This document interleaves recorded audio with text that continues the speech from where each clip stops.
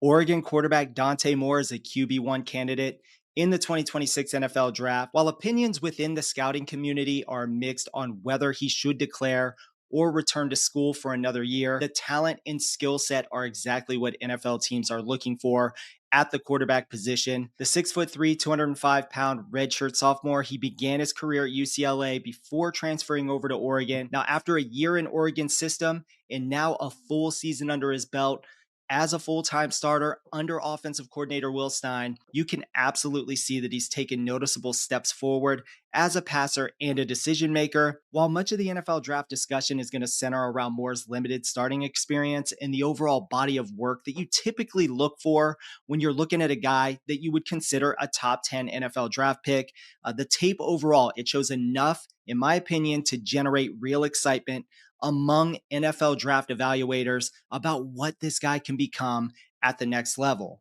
Now, in this breakdown, like we did with Fernando Mendoza, which you can find that video here on our channel as well, I'm going to walk you through a few of the key traits that we look at when we evaluate the quarterback position.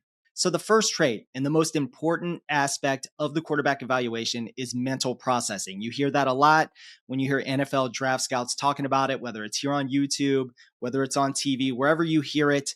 A lot of the conversation about the quarterback position is about the mental aspect of the game. We often hear about how fast a quarterback can get the ball out from the pocket, which is why we use measures like time to throw to evaluate this from a data standpoint. Now, if we're using PFF's time to throw in the pocket metric, it is designed to show which quarterbacks are holding onto the football the longest and how that impacts their overall performance. Now, PFF likes to break this down in three different ways: a quarterback's overall time to throw, how his grades and efficiency stack up on throws under 2.5 seconds versus throws that go beyond 2.5 seconds. Now, that 2.5 seconds might sound arbitrary, but it isn't. It's a benchmark widely used across the NFL and college football to evaluate quarterback performance. Now, if we look at 2025 NFL quarterbacks and we compare throws under and over that 2.5 second threshold, the value of this data becomes a lot clearer.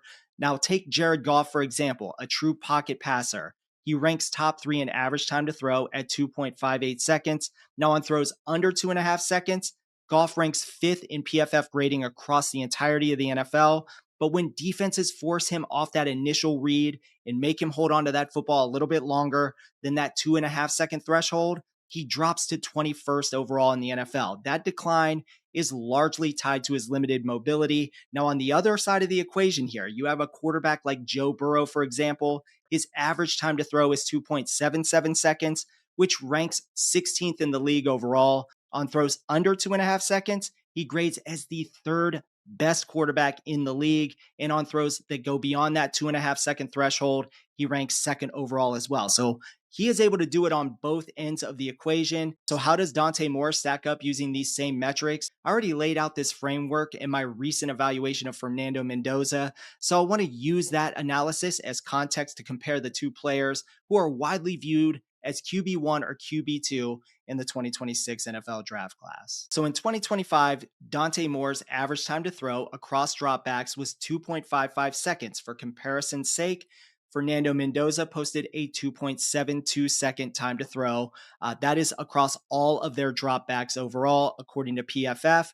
Now, on the surface, that suggests that Moore is getting the ball out much faster than Mendoza, but that number doesn't mean much without context. So let's break it all down by efficiency on throws under and over that 2.5 second threshold. First off, one of the numbers that stands out the most, 56% of Moore's throws come out in under 2.5 seconds. On those throws, his adjusted completion rate is 83%. That is also identical to Fernando Mendoza's mark here in 2025. Now, where things get a little more interesting is when the play does extend. Now, on throws that go beyond that 2.5 second threshold, whether it's due to pressure, movement, designed rollouts, or scrambling to throw, Moore's adjusted completion rate jumps up to 78%, ranking 4th nationally compared to Mendoza, who ranked 9th in the same category at 75%. Now, Moore's average time to throw is driven by a blend of his decisiveness and the offensive structure. Now, Oregon, they use a play action or RPO style concept on roughly 40% of their dropbacks, and Moore ranks 5th in PFF passing grade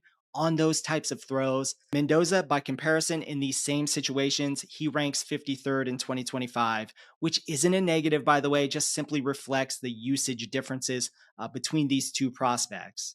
Screen usage is another factor. Getting the ball out quickly on a screen pass, that will affect your time to throw. And Oregon ranks 20th nationally using screens on roughly 20% of their total dropbacks, while the Indiana Hoosiers, they sit closer to 11% screen pass usage in 2025. So let's remove screen passes entirely and focus on throws that translate best to the NFL, and that's intermediate level throws. That's that 10 to 19 yard range.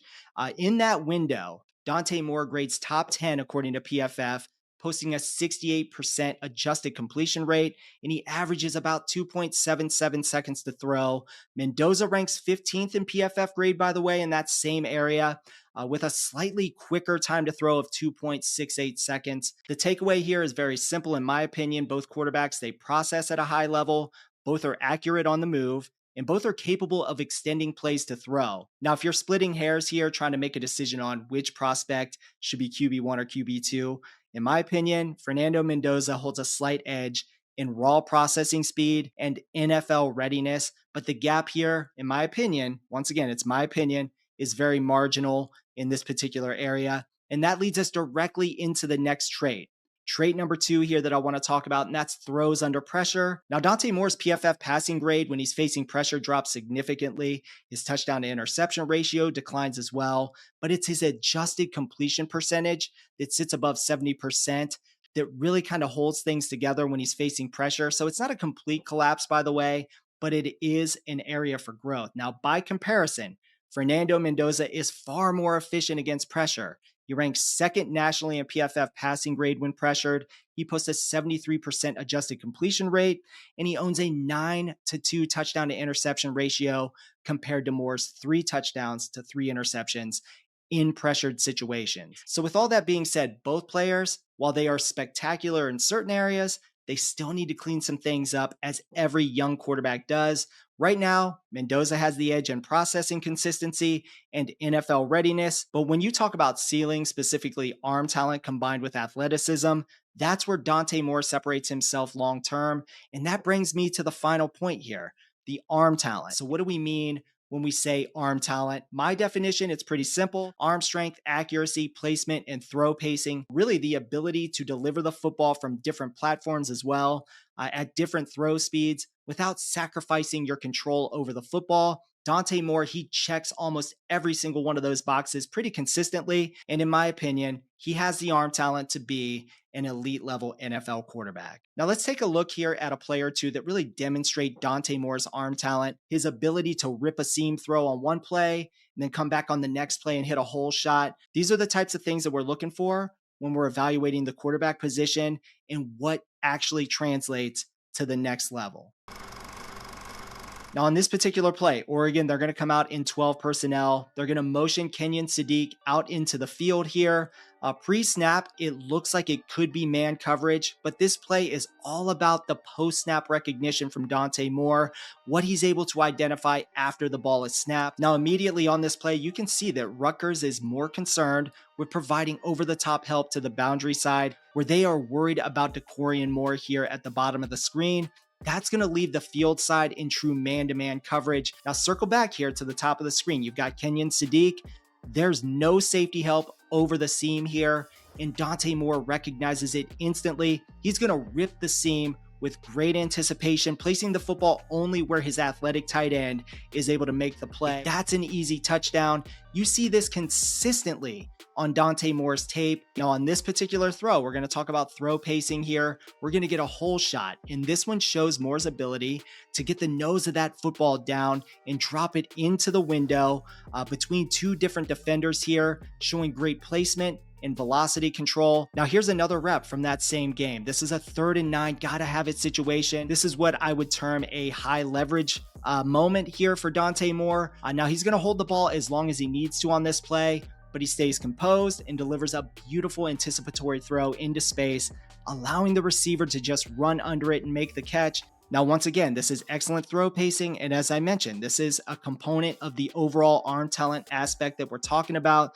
So when you hear people talking about arm talent, this is what I'm talking about. The ability to rip a hole down the seam on one play, hit a hole shot on on the next play and then come back at another point in the game and hit a throw like this where you're throwing to a spot, letting the receiver run under it, catch it, and make a play after the catch. These are the traits that you're looking for from a college quarterback that's looking to translate at the NFL level. So when it comes to Dante Moore, I think there's a legitimate argument here that he could enter the league a year early. I also understand that, there's a case that he should stay in school for another season and continue to refine his game. I could say the same thing about Fernando Mendoza if I wanted to. Both these guys, by the way, could decide to stay in school altogether and really mess up the 2026 NFL draft class. Who knows where it would go at that particular point if both guys were to stay in school. But overall, as we talked about, the arm talent, it's clearly there. The processing, it shows up on tape as well. It's not perfect yet, and it doesn't have to be at this particular stage. Now, I can go in, I could pull negative clips if I wanted to, where he's missing routine throws,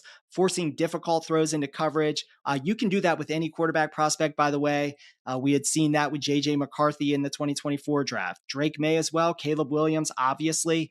There are so many instances that we can go back in time and point to quarterbacks who, we had seen some of the negative, but the positives absolutely outweighed the negatives. I do believe that Dante Moore absolutely checks enough boxes right now to where if he did enter the NFL, I think situationally speaking, you would want him to land in the right spot, potentially where he could sit half of a year, not potentially a full year, but at least half a year where he might be able to develop behind a veteran quarterback if possible. But as you know, the NFL doesn't, do that a lot of times. A lot of times they throw a guy out there into the fire right away. I believe that this is a guy who could handle it mentally, but you have to be patient with a guy like this. There's still a lot of areas in his game that he needs to develop. So I want to hear from you. If Dante Moore does actually declare for the 2026 NFL draft, do you see him as the QB1 or the QB2? Let me know your thoughts in the comments section. Also, make sure to check out the Fernando Mendoza breakdown here on the channel. It pairs really well with this particular evaluation.